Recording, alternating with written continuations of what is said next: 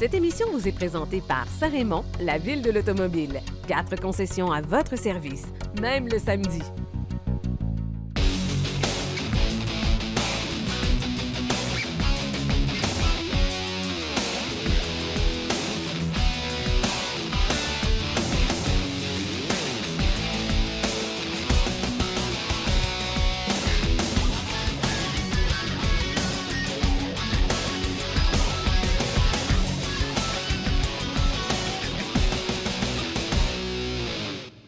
Bienvenue à Virage, nous avons plusieurs sujets pour vous aujourd'hui. D'abord, nous avons essayé la Jaguar F-Type sur piste. Ça va faire du bien des images sans neige. On a aussi l'essai du Mazda CX-5. Marc Bouchard nous a préparé un bloc nouvelle qui va passer à l'histoire. Et à la fin de l'émission, nous allons répondre à vos questions 670-9078, poste 230 ou encore virage@telemac.tv ou via notre Facebook. C'est la façon de nous rejoindre. Marc Bouchard, Jacques, bienvenue. Salut, messieurs. Salut, Daniel. Tu sais, il y a beaucoup de choses qui passent à l'histoire, mais c'est pas toujours positif. Là. OK. Je vais te mettre un peu de pression. Ça marche. Content de te revoir en ce Moi début aussi. de nouvelle saison. Effectivement, moi aussi, très heureux d'être avec vous autres encore une fois. Alors, nous avons plusieurs sujets, Jacques, qui a passé à l'actualité dernièrement. Je ne veux pas revenir, puis je ne veux pas faire le procès de Théo Taxi. Vous avez vu passer cette nouvelle. C'est toujours triste d'avoir une entreprise qui ne réussit pas. Mais bon, je ne veux pas faire le bilan de l'entreprise au niveau financier, mais je veux qu'on parle des voitures électriques à l'usage commercial. Présentement, je pense que l'industrie automobile, c'est le fun. On offre des voitures électriques pour la première fois. Mais de dire qu'on peut utiliser ces voitures à des fins commerciales, peut-être la technologie n'est pas rendue là, puis on va aller un peu plus vite que l'industrie. On a essayé d'aller vraiment vite. Moi, je trouve que, surtout prendre des voitures, rien contre Kia, là, qui a les Soul, mais on sait que l'autonomie n'était pas vraiment grande, voiture de tous les jours. Mais lorsque tu les mets dans une flotte de taxi, exemple, on s'est rendu compte que ça n'allait pas vraiment loin. Puis pourtant, on parle avec les chauffeurs de taxi, puis les gens disent tout, vive nos Camry hybrides. C'est supposément les meilleurs et les plus adaptés, et des véhicules que tu peux laisser marcher un peu aussi. Parce que quand tu fais de l'attente et que tu es assis dans ton véhicule, là, c'est vraiment pas chaud. Ce qui n'est pas le cas de Théo Taxi. C'est sûr que les voitures électriques, quand on attend, si tu es branché, ça va, tu peux partir le chauffage, puis ça reste chaud, ça, c'est pas un problème. Mais tu l'as mentionné, le problème, en fait, en taxi, c'est que tu ne sais pas exactement pour combien de temps tu es parti, tu ne sais pas pour quelle distance tu es parti non plus, et tu vis dans des conditions. Tu sais, quand il fait moins 20 quelques dehors, on le sait, toutes les voitures électriques perdent entre 30 et 40-45 de leur capacité. C'est vrai aussi avec un moteur à essence, mais un moteur à essence, ça prend 5 minutes de faire le plein, ça ne prend pas 5 heures. Donc, si je suis obligé de faire le plein 2 fois dans ma journée dans la voiture électrique, avec une Kia Soul notamment, bien là, c'est plusieurs heures de perdu.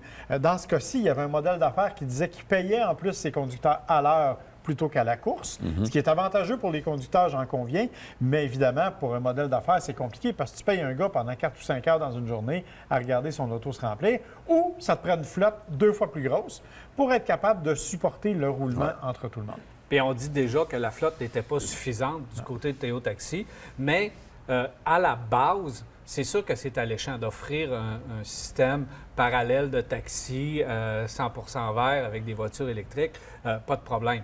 Mais encore une fois, et ça, je pense que c'est le problème de qu'est-ce qu'on vit présentement là, au niveau politique.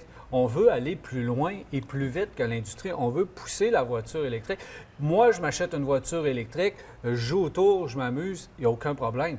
Mais quand c'est des fins commerciales, puis que là, il faut que tu ailles chercher une rentabilité, bien, on a vu que, le coût est élevé. C'est beaucoup plus élevé, donc il faudrait charger plus cher, on sort du marché. Puis 2, bien, les voitures sont arrêtées plus souvent qu'autrement. Et surtout l'hiver, parce que là, évidemment, ils se sont aperçus que l'hiver, bien là, c'est encore... les courses sont encore moins longues, puis les voitures restent encore davantage au garage. Donc, évidemment, l'effet rentabilité n'est pas là. Donc, oui, l'automobile, oui, la voiture électrique, c'est rendu, ça s'en vient de plus en plus. On va en voir arriver de l'autonomie à longue durée, mais il ne faut pas aller trop vite. Le discours de la voiture électrique est là, c'est viable, on peut le faire, on peut faire des longues distances, on peut aller à Vancouver, Californie, New York, puis revenir ici. Oui, on peut le faire, sauf que c'est différent comme quand tu es en vacances. utilisation. Quand tu es en vacances, c'est ça. Tu peux prendre le temps de recharger une voiture. Tesla ont des bornes ultra rapides qu'on peut recharger. Il y avait des Tesla, il y avait des il y Model en S avait, il y en à avait. 140 000 pour faire du taxi. Comment Ouais. veux-tu rentabiliser ça? En Des partant. modèles X aussi.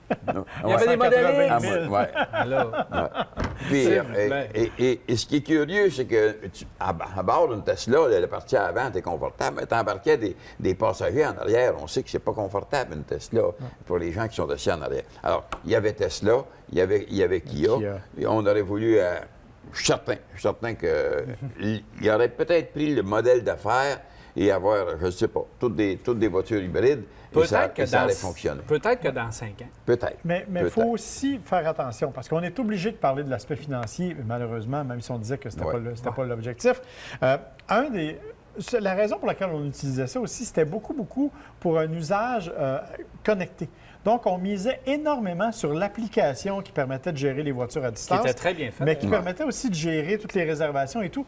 Et on espérait vendre cette application-là à d'autres régions, à d'autres villes et rentabiliser. C'est pas sans rappeler l'histoire de Bixi, là, les fameux, qui était exactement le même principe. On espérait vendre cette espèce de technologie à l'extérieur et rentabiliser. Comme ça, on aurait pu payer les voitures en sachant qu'elles étaient plus coûteuses à entretenir.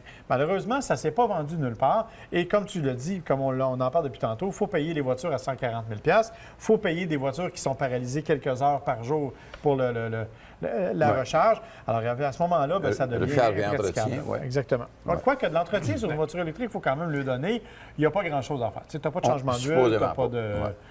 Pas à ce niveau-là. Au niveau des freins... Mais probablement qu'on s'est laissé prendre aussi parce que je reviens toujours à l'aspect gouvernemental. Les gouvernements qui ont mis de la pression, qui ont fait la loi zéro émission, qui voulaient avoir 100 000 véhicules électriques sur la route d'ici 2020, eux voyaient ça en mettant de la pression, étaient certains que l'industrie automobile allait sortir de nouvelles voitures électriques très rapidement. Ouais. Et ça ne s'est pas fait. Ça ne s'est pas fait. Ça arrive graduellement à gouttes d'eau. Puis qu'est-ce qu'on nous promettait pour 2019? Là, on voit que c'est pour fin 2019, puis que ce qu'on devait avoir en 2018, on ne les a jamais eus. Donc, on voit que les voitures ne sortent pas à la vitesse qu'on aurait espéré et surtout au nombre qu'on aurait espéré. Alors, on s'est fait prendre aussi un petit peu dans ce jeu-là. Tout à fait d'accord. Et comme tu l'as dit, c'était beaucoup une opération de marketing pour vanter les mérites de la voiture électrique, ce qui n'était pas mauvais en soi, mais comme opération rentabilité, ça, c'est un autre Quand ça débat. te prend 8 heures à recharger une voiture, puis Non, là, même c'est 4-5 heures avec les bornes à recharge rapide, puis que la voiture revient après quelques heures, on ne pouvait pas voir de rentabilité.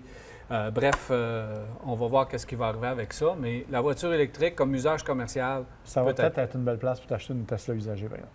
Je dis ça, je dis rien. surveillez les petites annonces, il va peut-être avoir beaucoup de voitures électriques sur le marché. Effectivement. Marc, tu es allé faire l'essai de la Mazda CX-5 que nous avons ici même en studio. Ouais, tu parlais de neige. Vous allez voir dans le reportage que la neige, on en a eu un petit peu aussi quand on est allé à Whistler.